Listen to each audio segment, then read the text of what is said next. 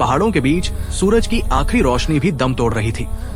वो पत्थरीला रास्ता जैसे उसकी सांस खींच रहा हो। एक खूबसूरत लड़की जो हामिला थी और सीने से 2 साल की बच्ची को चिमटाए भागती हुई आ रही थी। न जाने कौन सी आफत उसके पीछे थी कि वो इस हाल में, इस वीराने में निकल आई थी। आंखों में दर्द, कदमों में डर और बार बार पीछे मुड़कर देखना, जैसे मौत उसके पीछे लपकी आ रही हो। वो भागती रही जब तक उसके कदम एक अंधेरी गार तक न जा पहुंचे। वही बैठ गई। बच्ची मां मां कहकर डर से चुप होकर सो गई। अंधेरा, डर और पूरी तन्हाई। उसे लगा वो मुसीबत से बच गई है, मगर उसे क्या पता, बथैर बुलाए उस गार के अंदर एक और मुसीबत उसका इंतजार कर रही थी। जिस लम्हे उसने मुड़कर देखा, 2 आंखें खून की तरह चमकती हुई अंधेरे में उसकी तरफ घूर रही थी। वो अकेली नहीं थी, वहां कोई और भी था। एक खौफनाक भेड़िया जो धीरे धीरे उसके करीब आ रहा था।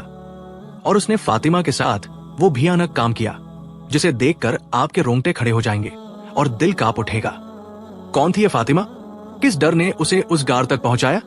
क्या गलती हुई थी उससे? और क्या ये जंगली भेड़िया फातिमा को ऐसे ही छोड़ देगा, या फिर वो उस गार में छुपी एक भयानक कहानी बनकर रह जाएगी? प्यारे दोस्तों, ये सब जानने के लिए आपको फातिमा की जिंदगी का ये दर्दनाक वाकया आखिर तक जरूर सुनना होगा। हम दावों के साथ कहते हैं कि ऐसा वाकया आपने जिंदगी में कभी नहीं देखा और नहीं सुना, तो लिहाजा अगर आंखें इस पर जम गई हैं, तो इसे देखना मत भूलिए।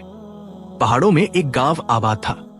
पत्थरों में रहने वाले लोगों के दिल बहुत नरम और खूबसूरत थे। इसी गांव में एक खानदान था जिसकी मिसालें पूरा गांव दिया करता था। मौलवी सलीम साहब, जो अपनी बीवी और एक बेटी के साथ रहते थे। मौलवी सलीम मस्जिद के इमाम थे और सब उनकी बहुत इज्जत करते थे। उनकी बेटी, जिसका नाम फातिमा था, वो बहुत ही ज्यादा खूबसूरत और शर्म हया वाली थी। मौलवी साहब और उनकी बीवी ने अपनी बेटी की परवरिश में कोई कमी नहीं छोड़ी थी। यहाँ तक कि गांव के लोग मौलवी सलीम की बेटी को देखकर अपनी बेटियों को उस जैसा बनने को कहते थे और उसकी मिसालें दिया करते थे। मौलवी साहब बिल्कुल सादा जिंदगी गुजार रहे थे। वो गांव की बड़ी मस्जिद में इमामत करते थे और गांव के लोग हर महीने पैसे जमा करके उन्हें दिया करते थे, जिससे उनके घर का चूल्हा जल रहा था। मौलवी साहब अपने उसूलों के बहुत पाबंद थे और उनकी बीवी रहमत बीबी भी बहुत सख्त मिजाज की थी। एक दिन फातिमा अपनी माँ के पास आई, जबकि मौलवी साहब मस्जिद में थे। रहमत बीबी ने जब फातिमा के चेहरे पर इस तरह बेचैनी देखी तो वो कहने लगी, क्या हुआ है फातिमा? तुम बहुत परेशान लग रही हो। क्या बात है? आंखों में डर साफ था, लेकिन वो कुछ कहना चाह रही थी, मगर उसे बात करते हुए झिझक महसूस हो रही थी। अम्मी, मैंने आपसे एक जरूरी बात करनी है। समझ नहीं आ रहा कि इस बात के बाद आपका रिएक्शन क्या होगा। रहमत बीबी हैरान हुई, क्योंकि आज तक फातिमा ने कभी ऐसी बात की ही नहीं थी। क्या हुआ है? अम्मी, मैंने कॉलेज में दाखिला लेना है। मेरी मैट्रिक मुकम्मल हो चुकी है और वैसे भी घर में बैठ बैठ कर मैं अब बोर होने लगी हूँ। मेरी तमाम सहेलियों ने कॉलेज में दाखिला ले लिया है, इसलिए मैं आपसे बात करने आई हूँ कि आप अब्बा से बात करें। जिस बात पर रहमत बीबी ने बथैर बात का जवाब दिए, जोरदार थप्पड़ फातिमा के मुंह पर मारा और कहा, तुम्हें शर्म आनी चाहिए। ये बात कहती हुई वो तो मौलवी साहब ने जिद की थी, वरना मैं तुम्हें 10वीं भी न करवाती।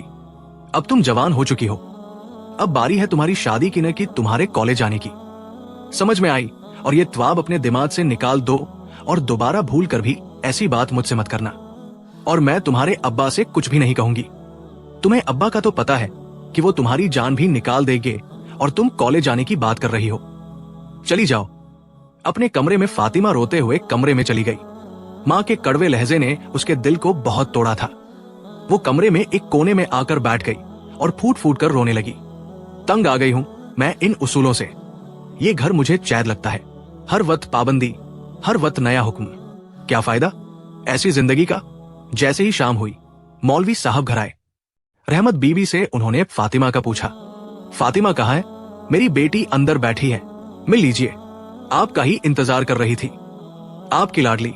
मौलवी साहब कमरे में आए तो उन्होंने देखा फातिमा रोते रोते सो चुकी थी। आंसू अब भी उसकी आंखों पर मौजूद थे। मौलवी साहब परेशानी से उसके पास आए और उसे जगाकर कहने लगे, क्या हुआ है बेटी, तुम परेशान लग रही हो। फातिमा ने खुद को संभाला और कहने लगी, अब्बा कुछ नहीं, बस थोड़ी सी तबीयत खराब थी। अभी वो ये बातें कर ही रही थी कि रहमत बीबी ऊपर से आई और कहने लगी, पूछेंगे नहीं कि ये रो क्यों रही थी? आपकी लाडली को पढ़ाई का भूत सवार हुआ है। वो कॉलेज में दाखिला लेना चाहती है और मैंने मना कर दिया। अब बताइए, ये ठीक कह रही है? मौलवी साहब मुस्कुराकर कहने लगे। तो इसमें बुरा ही क्या कहा है?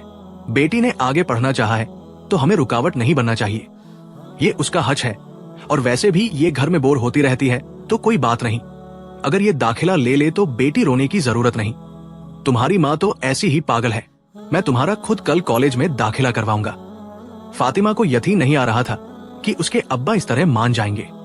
रहमत बीबी खामोश हो गई, क्योंकि वो मौलवी साहब के आगे क्या बोल सकती थी। उधर फातिमा के चेहरे पर खुशियां लौट आई थी।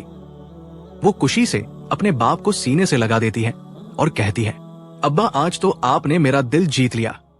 इस तरह सुबह सुबह मौलवी साहब फातिमा को लेकर कॉलेज आते हैं और उसका शहर के कॉलेज में दाखिला करवा देते हैं। फातिमा आज बहुत खुश थी। वो फातिमा जो घर में उदास रहती थी, अब वो मुस्कुरा रही थी। मौलवी साहब के साथ कॉलेज आया करती थी। मौलवी साहब रोज उसे छोड़ने और लेने जाते थे। इसी तरह दिन गुजरते जा रहे थे। वक्त गुजरता गया और 1 साल गुजर गया। अब मौलवी साहब की भी बूढ़ी हड्डियां जवाब देने लगी थी। अब वो मस्जिद में भी कम जाते थे, क्योंकि वो अब उम्र के आखिरी हिस्से को पहुंच चुके थे। इसलिए अब फातिमा अकेली कॉलेज आया जाया करती थी। जिस रास्ते से फातिमा कॉलेज जाती थी, उस रास्ते पर एक नौजवान खड़े होकर उसका इंतजार करता रहता। कुछ दिन तो इसी तरह चलता रहा। वो रोज वहां से सुबह जाती और वो नौजवान वही खड़ा रहता, और छुट्टी के दौरान भी वो उसी जगह पर खड़ा होकर उसका इंतजार करता। कुछ दिन तो फातिमा ने नजरअंदाज किया और किसी को नहीं बताया। फिर क्या हुआ? फिर तो वो उसके पीछे पीछे उसके घर तक आने लगा। एक दिन तो उसने ये बर्दाश्त कर लिया। अगले दिन जब सुबह वो कॉलेज की तरफ गई तो वो उसके पीछे पीछे चलने लगा। फातिमा को आज बहुत गुस्सा आया कि देखो तो सही उसका काम, ये मेरी इज्जत सराब करने में लगा है। वो रुक गई और कहने लगी, उधर आओ, मेरी बात सुनो। कौन हो तुम? मैं कितने दिनों से तुम्हें देख रही हूं। तुम मेरा रास्ता रोक कर खड़े हो जाते हो, और अब तो तुमने हद ही कर दी है। कल भी तुम मेरे पीछे घर तक आए और आज कॉलेज तक आ रहे हो। क्यों ऐसा कर रहे हो? तुम मुझे नहीं जानती मैं कौन हूं। मैं मौलवी सलीम की बेटी हूं, और इस तरह मेरे आगे पीछे फिरकर मुझे बदनाम मत करो। इससे तुम्हारा कुछ नहीं होगा। वो नौजवान कहने लगा, अरे आप मुझे तलत मत समझिए। मुझे आप बहुत अच्छी लगी है। मैं आपसे शादी करना चाहता हूं। फातिमा कहने लगी, ये सब बकवास है। तुमने मुझे कहाँ देख लिया? मैं तो हर वक्त पर्दे में रहती हूं। अरे ऐसी बात नहीं है। आपकी यही आदतें तो मुझे अच्छी लगी है। आप किसी की तरफ निगाह उठाकर नहीं देखती और हमेशा पर्दे में रहती हो। लेकिन तुम अपने आप को तो देखो। तुम एक आवारा ओबाश लड़के हो। गंदे लड़कों के साथ तुम्हारी दोस्ती है। हर वक्त गलियों में घूमते फिरते रहते हो। आज मेरा पीछा कर रहे हो, कल किसी और का करोगे। तुम जैसों को मैं खूब जानती हूं। लेकिन याद रखना, मुझे आम लड़की मत समझना। मैं तुम्हारी बातों में नहीं आऊंगी। और हाँ, आज के बाद इस तरह मेरे पीछे आने और मेरा रास्ता रोकने की जुर्रत मत करना, वरना मुझसे बुरा कोई नहीं होगा। ये कहकर फातिमा कॉलेज चली गई। कॉलेज आकर भी वो बहुत उदास थी और उसी नौजवान के बारे में सोच रही थी। उसकी सहेलियां उससे कहने लगी, क्या हुआ फातिमा? आज तुम बहुत उदास उदास लग रही हो। घर में तो सब खैरियत है? हाँ यार, ठीक हूं। मैं बस थोड़ी सी तबीयत खराब है। वो किसी को भी नहीं बताती, क्योंकि वो बहुत परेशान थी और नहीं चाहती थी कि कोई उसे तलत समझे। आज जब वो छुट्टी के दौरान घर की तरफ जाने लगी तो आज उसके दिल में डर था कि आज भी वही खड़ा होगा, लेकिन वो वहां पर नहीं था। वो शुक्र अदा करती है। शुक्र है आज वो आवारा नहीं खड़ा। वो बेफिक्र हो चुकी थी। लगता है उसे मेरी बातें समझ आ गई है। अगली सुबह वो खुशी कॉलेज जाने के लिए निकल पड़ती है, लेकिन आज भी उस रास्ते पर वो नौजवान मौजूद नहीं था, जिससे अब वो बहुत मुतमिन हो चुकी थी। छुट्टी के दौरान वो अपनी कुछ सहेलियों के साथ उस रास्ते से गुजर रही थी तो वो नौजवान गली में आ गया और उसका रास्ता रोक कर खड़ा हो गया। ये तुमने मेरे साथ ठीक नहीं किया। मुझे इनकार करके तुमने अच्छा नहीं किया। मैं तुमसे सच्ची मोहब्बत करता हूं। अरे लड़कियों, देखो फातिमा इनकार कर रही है मुझे। मैं रोज इसकी खातिर इस रास्ते पर खड़ा होकर इसका इंतजार करता रहता हूं। फातिमा ने आसपास देखा तो कॉलेज की बहुत सारी लड़कियां भी वहां से गुजर रही थी। सब रुक गई और ये तमाशा देखने लगी। फातिमा का दिल जोर जोर से धड़क रहा था कि आज तो उसका तमाशा बनकर ही रहेगा। उसे बहुत गुस्सा आया और उसने जोरदार थप्पड़ उसके मुंह पर मारा और कहा, खबरदार, तुमने एक लफ्ज भी मुंह से और निकला मैं तुम्हारा मुंह तोड़ दूंगी। और हाँ, तुम्हारे घर में माँ बाप नहीं जिससे तुम ऐसी हरकतों कर रहे हो। किसी की बेटी को इस तरह रास्ते में रोककर ऐसी बेहुदा बातें करना ये ठीक बात नहीं है। और हाँ, तुम एक आवारा हो। मैं तुमसे शादी करने के बारे में सोच भी कैसे सकती हूं। लगता है तुम्हें कल की मेरी बात समझ नहीं आई। मुझे तुम्हारी शिकायत करनी होगी। तुम तभी बाज आओगे और हाँ, सब लड़कियां मेरी बात सुने। अगर हम लोग इस तरह खामोश हो गई तो ऐसे दरिंदे हम पर हावी हो जाएंगे। ऐसे दरिंदों को इस तरह सबक सिखाना चाहिए। हमारी थोड़ी सी ढील उनकी हिम्मत और बढ़ा देती है। इसलिए अगर आप सबके साथ भी ऐसा मामला पेश आए तो मुंह तोड़ जवाब दीजिएगा। ये कहकर फातिमा और बाकी तमाम लड़कियां वहां से चली गई। वो नौजवान वही खड़ा था। खामोशी चारों तरफ देखकर वो वहां से चला गया। उस दिन से अब तक 20 दिन गुजर चुके थे, लेकिन अभी तक वो नौजवान उस गली में कभी नजर नहीं आया। लड़कियां फातिमा को कहती, तुमने तो खूब जवाब दिया, ऐसा सबक सिखाया कि वो तो गली में नजर भी नहीं आया। कभी ऐसे लोगों को ऐसे ही सबक सिखाना चाहिए, वरना ये लोग सर पर चढ़ जाते हैं और जिंदगी मुश्किल बना देते हैं। एक दिन मौलवी साहब ईशा की नमाज पढ़ाकर घर आए और बीवी और बेटी को बुलाकर कहने लगे, कल मेरे जानने वाले फातिमा को देखने आ रहे हैं, इसलिए तैयारी कर लीजिएगा। रहमत बीबी खुश हुई। शुक्र है कि आपको ये ख्याल आ गया। लेकिन फातिमा कहने लगी, लेकिन अब्बा, अभी तो मेरी पढ़ाई मुकम्मल नहीं हुई। अरे बेटी, कुछ ही महीनों की बात है, तुम्हारी पढ़ाई मुकम्मल हो जाएगी। तुम्हारी शादी हम अभी थोड़ी कर रहे हैं। जब तुम पढ़ाई मुकम्मल कर लोगी फिर तुम्हारा निकाह होगा। बस ऐसे ही रिश्ते की बातें करेंगे। जिस पर फातिमा भी खुश हो गई। अगली सुबह फातिमा कॉलेज से छुट्टी करके अपनी माँ के साथ मेहमानों के लिए खाने का इंतजाम करने लगी। दोपहर को जब लड़के के माँ बाप आए तो फातिमा को देखकर कहने लगे, मौलवी साहब, आपकी बेटी में कोई कमी नहीं। हमारा बेटा खुशकिस्मत होगा कि उसे आपकी बेटी जैसी नेक सूरत बीवी मिलेगी। इससे बढ़कर हमें और क्या चाहिए? क्या आपकी कोई डिमांड है तो हमें बता दे। मौलवी साहब मुस्कुराकर कहने लगे, अरे नहीं, ऐसी कोई बात नहीं। जहां बेटियां दी जाती है वहां डिमांड नहीं की जाती। और वैसे भी आमिर बेटे को मैं अच्छी तरह जानता हूं। वो बहुत अच्छा इंसान है। लेकिन हाँ, मैं एक बात करना चाहूंगा। ये बंधन बांधने से पहले अगर लड़की लड़का एक दूसरे को देख ले, कुछ बातें कर ले, तो ये मुनासिब रहेगा। उस उसूल पर वो भी राजी हो गए। अगले दिन वो नौजवान जिसका नाम आमिर था, फातिमा से मिलने के लिए उसके घर आया। मौलवी साहब और उनकी बीवी मौजूद थी। वो अपनी माँ के साथ आया था। फातिमा एक कमरे में बैठी थी। मौलवी साहब आमिर को उस कमरे में ले गए और फिर वापस बाहर आ गए। उधर फातिमा शर्मा रही थी, लेकिन जैसे ही उसने आमिर को देखा तो उसके पांव तले जमीन निकल गई। खुशी उसके चेहरे से गायब हो गई और हैरानी छा गई। तुम्हारी हिम्मत कैसी हुई यहां आने की? वो कोई और नहीं, वही नौजवान था जो फातिमा का पीछा किया करता था। वो कहने लगा, मैं जानता था तुम यही कहोगी। पूछोगी नहीं कि ये सब कैसे हुआ? मैं आज कैसे तुम सामने तुम्हारे घर में बैठा हूं। ये सब ऐसे ही नहीं हुआ, मैं बदल गया हूं। इसलिए तो तुम्हारे वालिद ने रिश्ते के लिए हाँ कर दी है। और हाँ, तुम बेफिक्र हो जाओ, तुम्हें मुझसे कोई शिकायत नहीं होगी। फातिमा को कुछ समझ नहीं आ रहा था, क्योंकि वो पहले से उससे नजरत करती थी, लेकिन अब उसकी आदतें बदल चुकी थी। लेकिन फिर भी उसका दिल नहीं मान रहा था। हरगिज ऐसा नहीं हो सकता, मैं तुमसे शादी नहीं कर सकती। अब्बा अम्मा, मेरी बात सुनो, ये किससे मेरी शादी करवा रहे हैं? मैं इससे हरगिज शादी नहीं करूंगी। लिहाजा इस टॉपिक को यही बंद कर दे तो अच्छा है। ये कह ली गई। मौलवी साहब हैरान रह गए कि अचानक उसे क्या हुआ। अरे बेटा, क्या तुमने कोई बात कही?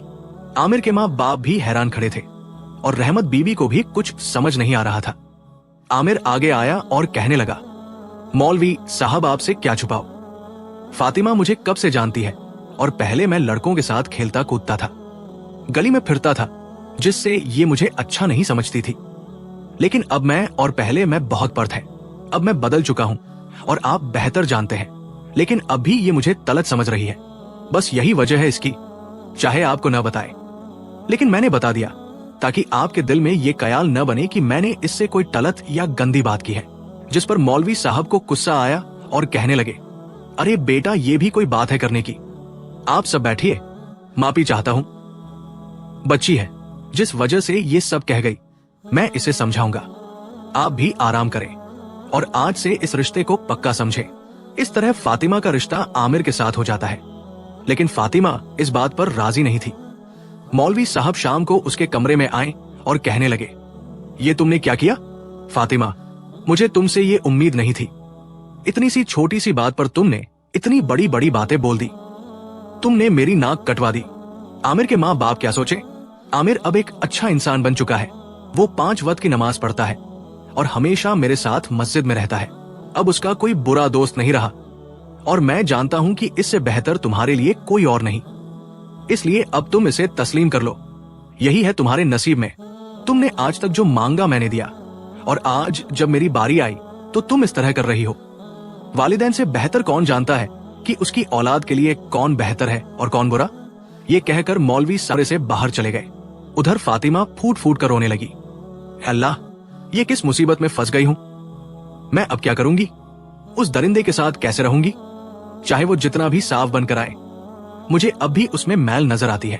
उसे कुछ समझ नहीं आ रहा था कि वो करे तो करे। क्या वो अपनी माँ के पास गई? माँ देखे अब्बा बहुत तलत कर रहे हैं, मुझे ये जरा भी पसंद नहीं, और उससे मेरी शादी कैसे हो सकती है? आप समझाए। अब्बा को बस करो फातिमा, हम हर तेरी उल्टी सीधी बात मानते आए हैं। अब तुम्हें शादी तो वही करनी होगी। अरे अम्मा, वो आपको धोखा दे रहा है। वो बहुत बुरा इंसान है, मैं उसे खूब जानती हूँ। बुरा है या अच्छा है, तुम्हारे अब्बा ने उसे पसंद कर लिया है, तो अब हम कुछ नहीं कर सकते, और लिहाजा तुम तामोशी से बैठ जाओ और दोबारा ऐसी बात मुझसे मत करना। फातिमा को हर तरफ अंधेरा नजर आ रहा था। मजबूरन उस कुएं में उसे गिरना पड़ रहा था। हकीकत में वो एक कुआं था या सिर्फ उसका वहम, ये तो वत ही जानता था। इसी तरह फातिमा अब कॉलेज तो जाती थी, मगर अब पहले से ज्यादा उदास हो चुकी थी। कॉलेज में भी वो बुझी बुझी सी रहती थी और लड़कियां उससे पूछती, क्या हुआ है फातिमा, तुम बहुत उदास रहने लगी हो? क्या पूछती हो? तुम लोग जानती हो, उसे जो रास्ता रोक कर खड़ा हो जाता था। हाँ वो आमिर, हाँ उससे मेरा रिश्ता हो गया है। क्या? ये क्या कह रही हो? तुम पागल तो नहीं हो गई? तुम तो उससे नफरत करती थी, और ये सब कैसे हुआ? वो तो एक आवारा इंसान था। हाँ, यही बात ने तो मुझे परेशान किया हुआ है। हकीकत तो मुझे मालूम है ना। मेरे भोले माँ बाप को क्या पता, 2 दिन का वो नमाजी बनकर नेक बन चुका है और मेरे अब्बा का दिल जीत लिया है उसने, जिससे मेरे अब्बा ने रिश्ता पक्का कर दिया है, और अब मैं कुछ नहीं कर सकती। बताओ मैं क्या करूं? अरे फातिमा, परेशान होने की जरूरत नहीं है। तुम एक साफ दिल लड़की हो और तुम्हारे साथ बुरा नहीं हो सकता, और अगर तुम्हारे साथ कोई बुरा करेगा तो उसका अंजाम भी बहुत भयानक होगा। इसलिए तुम बेफिक्र हो जाओ और अपनी नई जिंदगी की तरफ बढ़ो। ये बेचैनी किसी काम की नहीं है। हो सकता है ये तुम्हारा वहम हो और हकीकत में वो वाकई बदल चुका हो। सिर्फ तुम्हें हासिल करने के लिए ऐसा भी तो हो सकता है, क्योंकि जो अक्सर हम सोचते हैं वो कभी कभार सच नहीं होता। सहेलियों की बातों ने फातिमा के दिल पर बहुत असर किया था। आज वो तनाव से आजाद होकर घर आई थी और आज उसके चेहरे पर मुस्कुराहट भी थी। ठीक है अम्मा और अब्बा, मुझे कबूल है। ये रिश्ता जब आपने तय किया है तो मुझे कोई एतराज नहीं। अल्लाह बेहतर करेगा। माँ बाप बहुत झूठ होते हैं। फातिमा आमिर को कबूल कर लेती है। इसी तरह दिन गुजरते जाते हैं। आखिरकार 3 महीने गुजर जाते हैं। 3 महीने के बाद फातिमा की तालीम मुकम्मल हो चुकी थी। आखिरकार वो दिन आ ही गया जब फातिमा की शादी आमिर से हुई थी। शादी की पहली रात थी। फातिमा दुल्हन बनी बैठी थी और दिल जोर जोर से धड़क रहा था, क्योंकि किस्मत अजीब मोड़ लेकर आई थी जिससे वो कोई दूर भागती थी। वही उसका हम सफर बनकर हमेशा के लिए उसके सामने आ गया था। न जाने अब उसके साथ क्या होगा। अचानक कमरे का दरवाजा खुला और आमिर आया। मुस्कुराता हुआ वो फातिमा के पास आकर बैठ गया। कैसी हो फातिमा? देखो, जिससे तुम नफरत करती थी, जिससे तुम भागती थी, आज वो तुम्हारा नसीब बनकर तुम्हारे सामने आकर बैठा है। फातिमा एकदम से डर गई और उसने निगाहें और झुका ली।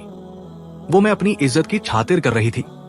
अब आप मेरे शौहर हैं, मैं आपकी इज्जत करूंगी।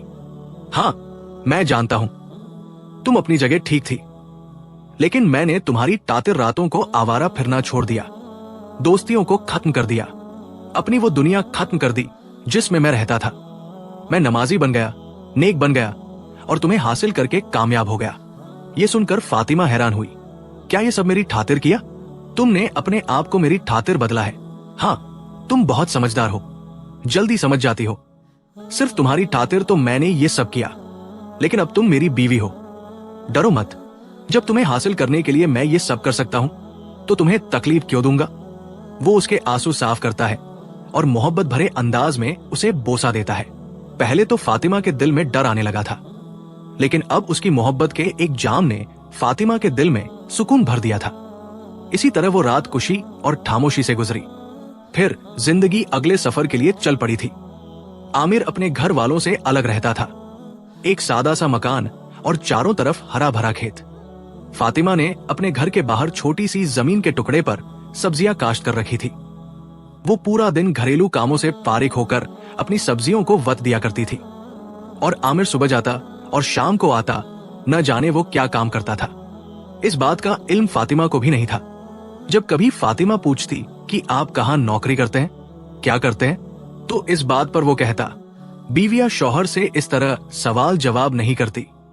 तुम अपने काम से काम रखो, जो चीज तुम चाहती हो तो मैं घर में लाकर देता हूं। इससे बढ़कर तुम्हें और क्या चाहिए? जिस पर फातिमा खामोश हो जाती। एक दिन कहता है, आज कुछ मेहमान आएंगे मेरे साथ, इसलिए अच्छा सा खाना और चाय बना रखना।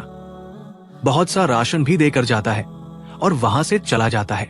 आज फातिमा बहुत खुश थी कि आज उसके ससुराल वाले आ रहे हैं। उसने नए कपड़े पहने, थोड़ा सा मेकअप किया और मजेदार सा खाना तैयार कर लिया। वो इंतजार करती रही, लेकिन कोई ना आया। आखिरकार दरवाजा खुला और आमिर अंदर दाखिल हुआ। उसके साथ 3 नौजवान थे और फिर वो भी अंदर आ गए। दरवाजा बंद हो गया। फातिमा का दिल भी जोर जोर से धड़क रहा था कि आमिर ये किनको लेकर आया है। वो हंसते हुए आ रहे थे, होले से आवारा लग रहे थे, लेकिन फातिमा खामोशी से कमरे में चली गई। आमिर ने आवाज लगाई, फातिमा चाय लेकर आओ। फातिमा का दिल जोर जोर से धड़क रहा था कि मैं इन भैर मर्दों के सामने कैसे जाऊं। उसने आमिर को दोबारा आवाज लगाई, 1 मिनट मेरी बात सुने। आमिर फातिमा के पास रसोई में आया और कहने लगा, तुम्हें समझ नहीं आई? मैंने तुम्हें कहा है मेहमान आए बैठे हैं, चाय लेकर आओ। ये आप किस लहजे में बात कर रहे हैं? मैं कैसे आ सकती हूं उनके सामने? वो धैर महरम है और मैं उन्हें जानती भी नहीं। आपके दोस्त है, ये बात ठीक है, लेकिन मैं ऐसे कैसे आ सकती हूं? आपको चाय लेकर जाइए। आओगी तो तुम इतनी पारसा बन रही हो। मैं तुम्हारा शौहर हूं और तुम मुझे आगे से जवाब दोगी। जल्दी चाय लेकर आओ।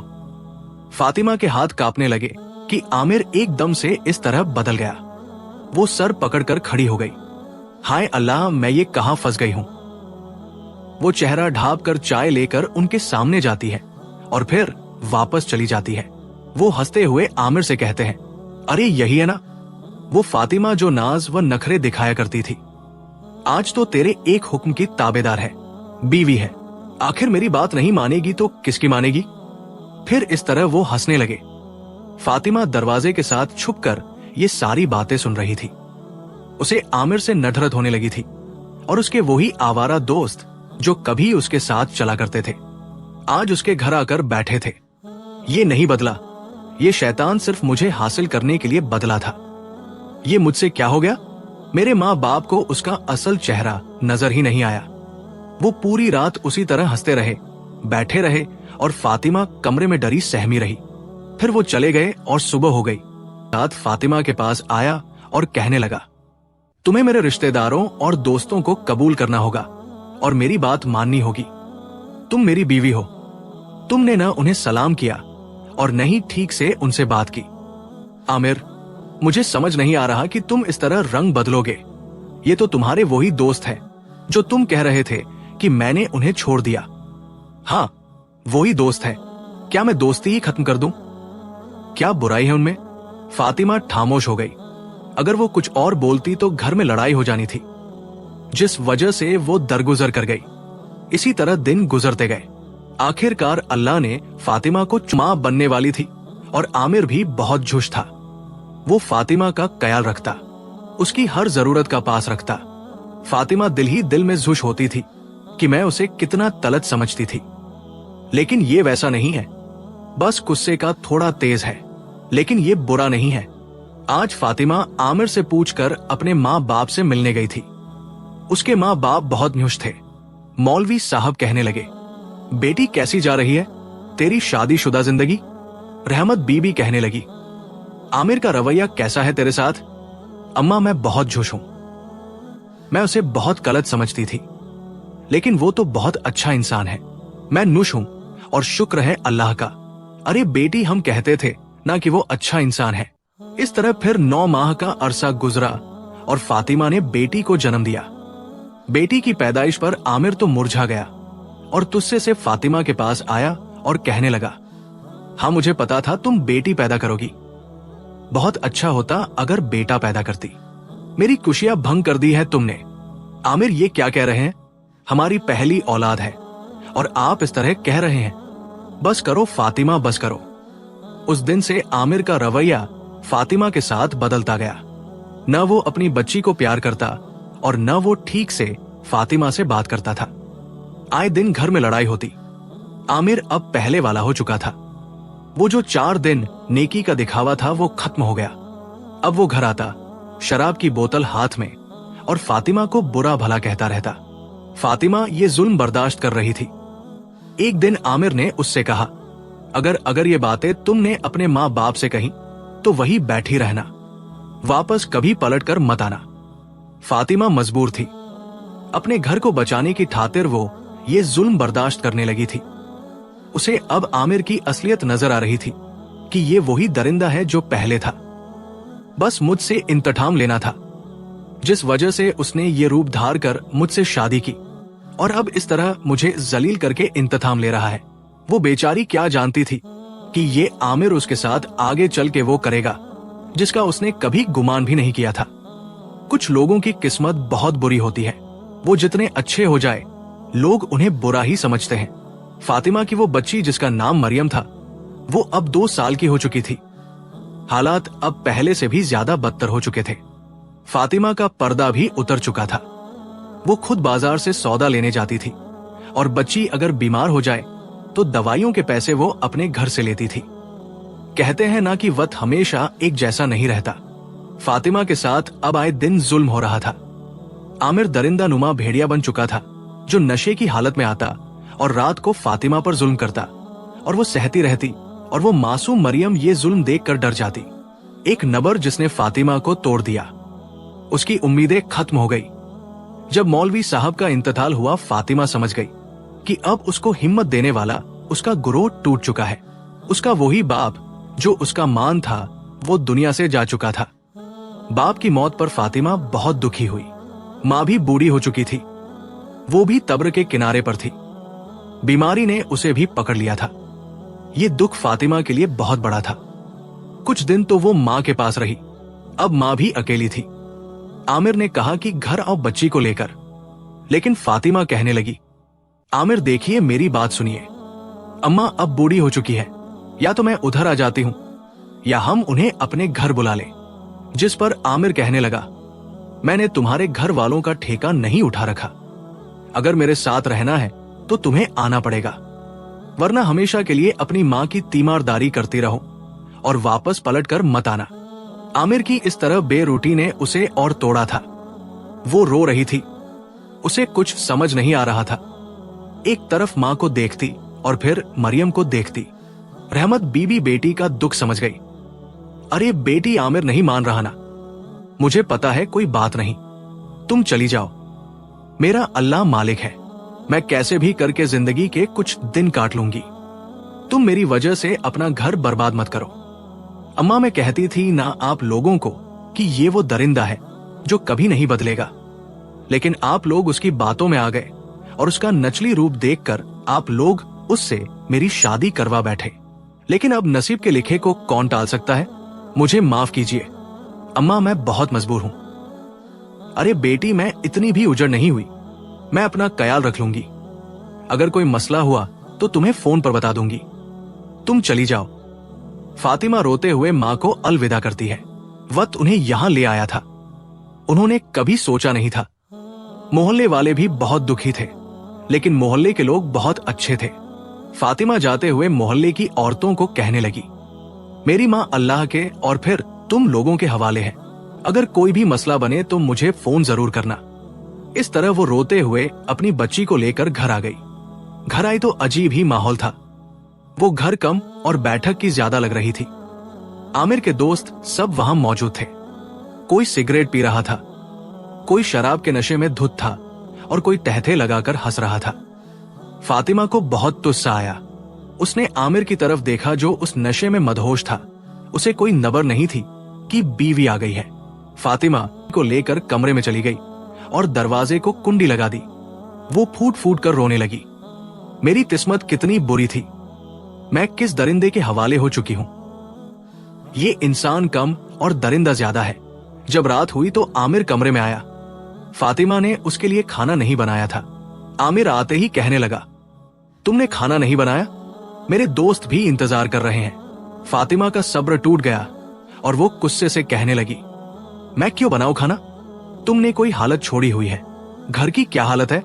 तुम्हारे आवारा दोस्त यहाँ महफिल सजाकर बैठे हैं। तुम्हें जरा भी शर्म है? तुम्हारी छोटी बेटी और बीवी रहती है। तुम्हें हया है? मैंने तो तुमसे शादी करके अपनी जिंदगी बर्बाद की है और कुछ नहीं। तुम तो वही दरिंदे थे और अब अपना असल चेहरा तुमने दिखाया। मेरे माँ बाप भोले थे, जिस वजह से तुमसे मेरी शादी कर गए। आमिर को बहुत गुस्सा आया। उसने आज पहली बार फातिमा पर हाथ उठाया था। फातिमा अपनी बच्ची को सीने से लगाकर फूट फूट कर रोने लगी।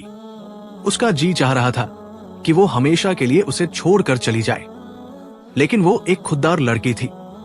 वो अपने बाप की इज्जत पर जान भी कुर्बान करने को तैयार थी कि लोग कल को ये न कहें कि उस मौलवी सलीम की बेटी में कोई ऐब था, जिस वजह से उसके शौहर ने उसे तलाक दे दी। इसी तरह दिन गुजरते गए। अब आमिर अक्सर औटाद फातिमा पर हाथ उठाया करता था, लेकिन वो सब्र के साथ ये जुल्म सहती रहती। आखिरकार रहमत बीबी बीमारी की वजह से इस दुनिया से इंतकाल कर गई। अब इस दुनिया में उसका कोई अपना रिश्ता बाकी न रहा। माँ भी चली गई और बाप भी। अब वो बिल्कुल अकेली हो चुकी थी। एक उम्मीद तो थी कि माँ बैठी है, लेकिन अब वो घर भी खाली हो चुका था और अब आमिर का हौसला और बढ़ चुका था। आखिरकार एक बार फिर से फातिमा हामिला हो गई, जिससे आमिर का रवैया अब कुछ बदल गया। वो खुश था कि बेटा पैदा होगा, जिस वजह से उसकी कुछ मोहब्बत फातिमा के लिए वापस आने लगी थी और फातिमा भी बहुत खुश हुई। घर में सुकून वापस लौट आया था। जो रात को मारता था अब वही मोहब्बत भरी बातें करता था। फातिमा नमाज में दुआएं करती रहती, रोती रहती कि अल्लाह ये सुकून ऐसे ही कायम रखना, वरना मैं क्या करूंगी। बस अब इंतजार था कि बच्चा कब पैदा होगा। मरियम भी अब 3 साल की हो चुकी थी। दिन गुजरते जा रहे थे। आमिर भी अब फातिमा की सेहत का ख्याल रखता था और फल फ्रूट उसके लिए ला कर देता था।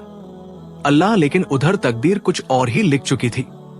9 माह के बाद बेटे के बजाय फिर से बेटी पैदा हुई। अब तो फातिमा के घर कयामत बर्पा हो गई। आमिर का चुस्सा 7वीं आसमान तक पहुंच रहा था। उसने फातिमा को बुरा भला कहा और वहां से चला गया। घर में अब और कोई नहीं था। फातिमा अपनी नन्ही बच्ची को सीने से लगाए बैठी रो रही थी और उसकी बेटी मरियम भी पास बैठी थी। दुख का माहौल था। फातिमा डर रही थी कि न जाने ये आमिर क्या करेगा मेरे साथ और मेरी बच्चियों के साथ। रात काफी हो चुकी थी, लेकिन आमिर अभी तक घर नहीं आया था, जिससे फातिमा को फिक्र होने लगी। उसने दोनों बच्चियों को बिस्तर पर लिटाया और उठकर बाहर जाने लगी तो बाहर किसी के बोलने की आवाज आ रही थी, जिसे सुनकर उसके पांव तले जमीन निकल गई। आमिर घर आ चुका था और उसके कुछ दोस्त भी। वो एक ऐसा मंसूबा बना रहे थे जिसे सुनकर फातिमा कांप उठी। आमिर के दोस्त उससे कह रहे थे, अरे क्या तुम उन्हीं बेटियों को पालते रहोगे? तुम्हारी जिंदगी नहीं है, तुम्हारी बीवी है ही ना होस्ट। हम तो कहते हैं कि इनका बंदोबस्त कर दो, वरना तुम सुकून की जिंदगी नहीं जी पाओगे। उसने तो तुम्हें बेटियां ही पैदा करके देनी है, बेटे की शक्ल लगता है, तुम जिंदगी भर नहीं देखोगे।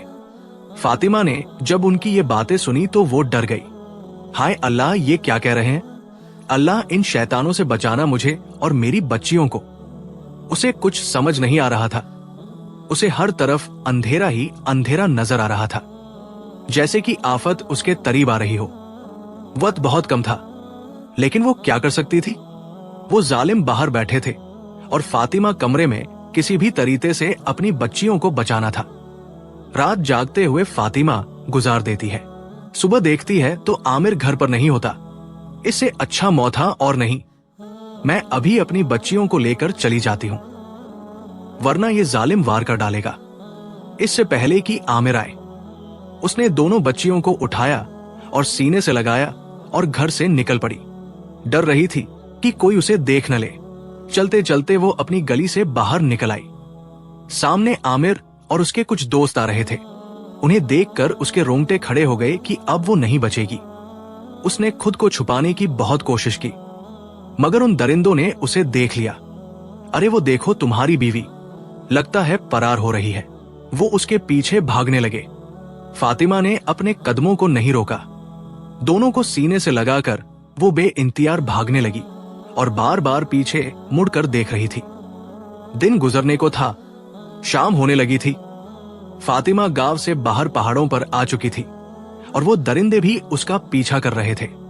पहाड़ों की पत्थरीली राहों से वो भागती हुई ठोकर खाती हुई खुद को और अपनी बच्चियों को बचाने के लिए पनाह ढूंढ रही थी। मगर हर तरफ सूरज भी गुरूब होने को था और अंधेरा होने लगा था। एक बेबस मां जो इंसान नुमा दरिंदों से बचने के लिए छुप रही थी। कभी कभार इंसान दरिंदों का रूप इख्तियार कर लेता है। वही हाल आमिर का था। वो बार बार पीछे मुड़कर देख रही थी, लेकिन अब आमिर और उसके दोस्त उसे कहीं नजर नहीं आ रहे थे। लेकिन ऐसा लग रहा था कि वो अब भी उसके पीछे आ रहे हैं और उसे तलाश कर रहे हैं। उसने भागना जारी रखा। भागते भागते वो पत्थरों की एक गार के पास आ पहुंची, जिसमें अंधेरा था। उसे कुछ समझ नहीं आया और ऐसा लगा कि वो करीब आ रहे हैं। इससे पहले कि वो उसे देख ले, वो जल्दी से उस गार में छुप गई। अंदर का अंधेरा था, बस थोड़ी सी रोशनी थी। वो पत्थर के साथ छुप कर बैठ गई और बाहर की तरफ देखने लगी। दुआ मांग रही थी। मरियम भी डरकर खामोश हो चुकी थी और छोटी मासूम तो सीने से लिपटी हुई थी। सांस फूला हुआ था। फातिमा अपने होश पर थाबू रखकर बैठी थी। एकदम से खामोशी हो गई और उसे अजीब सी आवाजें सुनाई देने लगी, जैसे कि उसके साथ साथ गार में कोई और भी मौजूद हो। जैसे ही उसने पलट कर देखा तो उसकी चीख निकलते निकलते रुकी थी, क्योंकि गार में भेड़िए के बच्चे थे जो शायद अपनी मां को बुला रहे थे, जो बिल्कुल नन्हे से थे। फातिमा समझ गई कि इस गार में भेड़िया मां अपने बच्चों के साथ रहती है। वो बेचारी बाहर की मुसीबत से बचने के लिए अंदर आई थी और अंदर की मुसीबत उसका इंतजार कर रही थी। वो अपनी किस्मत को कोसने लगी। कितनी बुरी है मेरी किस्मत, मुश्किलें ही मेरे नसीब में है। अब मैं क्या करूंगी? अगर वो भेड़िया मां आ गई तो वो तो मुझे चीर फाड़ डालेगी और मेरी बच्चियों को भी। वो इंसान नुमा दरिंदे उसकी जान के दुश्मन बने थे और अंदर ये जंगली जानवर। भेड़िया मां तो नहीं आई, लेकिन एक और चीज गार की तरफ निकल आई। फातिमा तो डर से कांप रही थी, लेकिन जैसे ही उसने देखा कि एक बड़ा काला सांप भेड़िए के बच्चों की तरफ लपक रहा है, तो वो देखकर डर गई। लगता है ये सांप उसके बच्चे मार डालेगा। मुझे उन्हें बचाना चाहिए। डरती हुई उसने बड़ा सा पत्थर उठाया और सांप के सर पर दे मारा। सांप मौके पर ही मर गया और फातिमा डरी सहमी खड़ी रही। दोनों बच्चियों को गार के साथ लिटा दिया था और खुद बस मुसीबत के आने का इंतजार कर रही थी। लेकिन उसकी इंसानी फितरत ने यह साबित कर दिया कि वो इतनी मुश्किल में थी। लेकिन फिर भी उसे रहम आया और उसने उन बच्चों की जान बचाई। उसने पलट कर देखा तो एक साया उसकी आंखों में पड़ा। दो आंखें गार के दरवाजे पर चमकती हुई खड़ी थी और उसे देख रही थी। ये सब होते हुए उसने देख लिया था। वो कोई और नहीं बल्कि वही भेड़िया मां वापस आई थी अपने बच्चों के पास, और उसने फातिमा को उसके बच्चों की जान बचाते देख लिया था। फातिमा तो डर गई। वो जल्दी से आहिस्ता आहिस्ता अपनी बच्चियों के पास गई और उन्हें अपने सीने से लगा लिया। वो भेड़िया माँ कुछ देर तो वहीं खड़ी रही, फिर वो सीधा अपने बच्चों के पास आई और उन्हें चाटने लगी और दूध पिलाने लगी। उसने फातिमा और उसकी दोनों बच्चियों को कुछ भी नहीं कहा। वो खामोशी से आकर बैठ गई। बस वो उसी की तरफ देख रही थी, जैसे कि उसकी आंखों में ये एहसास था कि वो उसका शुक्रिया अदा कर रही है क्योंकि उसने उसके बच्चे बचाए हैं। लेकिन फातिमा को सिर्फ तौश ही नजर आ रहा था कि अब कैसे भी करके ये मुझ पर लपक पड़ेगी। वो दुआ मांग रही थी, अल्लाह मुझे बचा लेना, मेरी बच्चियों की हिफाजत करना, इस जानवर से हमें बचाना। उधर वो उससे डर रही थी और बाहर उसके दुश्मन गार के दरवाजे पर आ पहुंचे। अरे लगता है इस गार में छुपी है, हमें चलकर देखना चाहिए। उनके हाथ में डंडे और आग की जलती मशालें थी। जैसे ही उन्होंने फातिमा को देखा तो कहने लगे, वो देखो वो रही, ये छुप कर जाएगी कहा। अभी वो सब उस पर टूट पड़ते कि उससे पहले भेड़िया माँ ने एक भारी गरज के साथ उनके कदम वहीं रोक दिए। इससे पहले कि वो उन पर हमला करती, वो डर कर भाग गए। फातिमा ये सारा मंजर देखकर हैरान रह गई। उसे यकीन नहीं आ रहा था कि ऐसा भी होता है। कुछ देर तो वो भेड़िया माँ गरजती हुई खड़ी रही, जैसे कि वो फातिमा की हिफाजत कर रही हो। फिर वो वापस अपने बच्चों के पास आ गई, लेकिन उसने अपने बच्चों को उठाया और आकर फातिमा के पास रख दिया और फातिमा के पांव चाटने लगी। फातिमा हैरान थी, ये जंगली जानवर मेरे साथ वफादारी कैसे करेगा? मैंने कभी सोचा नहीं था। कभी कभार जानवर इंसानों से भी ज्यादा वफा दिखा देते हैं। इंसान बहुत बेवफा होता है जिसके साथ लाख ने किया, लाख वफाएं निभा लो, बदले में रुसवाई और बेवफाई ही दिखाता है। और जानवर जिसके साथ की गई छोटी सी छोटी नेकी भी वो याद रखता है, चाहे वो पुनतवार जानवर हो या पालतू। फातिमा की आंखों से दरिया की तरह आंसू बह रहे थे। उसे उस वक्त याद आया कि उसकी नेक दिली ने उसे कहां तक पहुंचा दिया और अल्लाह की मदद कैसे आई। जब अल्लाह की मदद आती है तो अल्लाह ताला ऐसे ही मौत से करता है, दुश्मनों को ही वसीला बनाकर भेज देता है। वरना वो जंगली जानवर जिसमें रहम नहीं, वो फातिमा की हिफाजत करने आ गई। शायद फातिमा ने उसके बच्चों की जान बचाई, जिस वजह से ये उसका कर्ज चुका रही थी। लेकिन फातिमा को उसने जिंदगी की नई उम्मीद दिखाई थी। वो कुछ लम्हे खुलकर सांस ले सकती थी। वो चाटते चाटते उसके पास बैठ गई और अपने बच्चों को दूध पिलाने लगी। फातिमा भी अब उसके साथ बेफिक्र होकर बैठी थी और इस तरह वो पूरी रात फातिमा की हिफाजत करती रही। आखिरकार सुबह हो गई। ततरा टल चुका था, लेकिन दुश्मनों के आने का अभी भी इम्कान बाकी था। बिल्कुल ऐसा ही हुआ। आमिर बहुत सारे दोस्तों के साथ हथियार उठाए गार की तरफ आ रहा था। भेड़िया माँ ने जैसे ही देखा कि वो आदमी फिर से आ रहे हैं, इस बार उसने उन पर हमला कर दिया और उनको अच्छी तरह सबक सिखाया कि वो हमेशा कभी भी इस तरह पलट कर न देखें। फातिमा गार के दरवाजे पर खड़ी होकर ये सारा मंजर देख रही थी।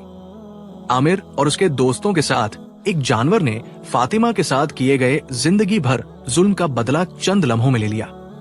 वो एक जानवर नहीं बल्कि फातिमा के लिए वफादार साथी बन चुकी थी। कहते हैं कि फातिमा उस भेड़िया माँ के साथ उसी गार में रहने लगी और वो हमेशा उसकी हिफाजत करती रही। मौत और जिंदगी ने एक दूसरे को गले लगा लिया था और ये गार ही उस चाह रिश्ते की गवाह थी जिसे चाह कर भी कोई कबूल न करे और बुरे को उसका अंजाम मिल चुका था और अच्छे को उसका अंजाम।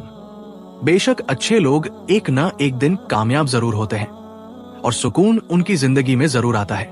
बुरे लोग चंद दिन तो मुश रह सकते हैं, लेकिन हमेशा के लिए नहीं। एक ना एक दिन उन्हें उनके किए की सजा जरूर मिलती है। न वो इस दुनिया में चैन से रह पाते हैं और न आखिरत में। और जो जुल्म पर सब्र करते हैं और अल्लाह पर यकीन रखते हैं तो अल्लाह ताला उनको तन्हा नहीं छोड़ता। वो इस तरह जंगली दरिंदों को भी दोस्त बनाकर भेजता है और अपनी मदद दिखाता है। इस कहानी से हमें ये सबक मिलता है कि जुल्म कितना ही क्यों न हो, हमें सब्र करना चाहिए और जालिम एक ना एक दिन पकड़ में जरूर आता है। और अगर आप नियत के साफ हैं और आपके साथ कोई बुरा कर रहा है तो ये बात आप याद रखें कि उसके चंद दिन हैं और फिर रुसवाई आप उसकी अपनी आंखों के सामने देखेंगे और आपको एक दिन वो सारी चुशियां मिलेंगी जो आप मांगते हैं। अल्लाह ताला हर जुल्म का बदला लेता है, क्योंकि वो अपने बंदों से 70 माओं से भी ज्यादा प्यार करता है। इसलिए अपने रब पर भरोसा रखें। जो बुरा है उसको उसका अंजाम जरूर मिलेगा, और जो अच्छे वक्त की तलाश में है उस पर अच्छा वक्त जरूर आएगा। अल्लाह ताला से यही दुआ है। जिस तरह फातिमा की जिंदगी में आसानियां लौटी और उसके दुश्मनों को सबक मिला, इस तरह जो लोग मुश्किलात में हैं, अल्लाह ताला हम सबकी मुश्किलात दूर फरमाए। आमीन सुम आमीन। अगर इस वाकया ने आपके दिल पर जरा भी असर छोड़ा हो तो कमेंट्स में अपनी राय का इजहार जरूर करें। जज़ाक अल्लाह।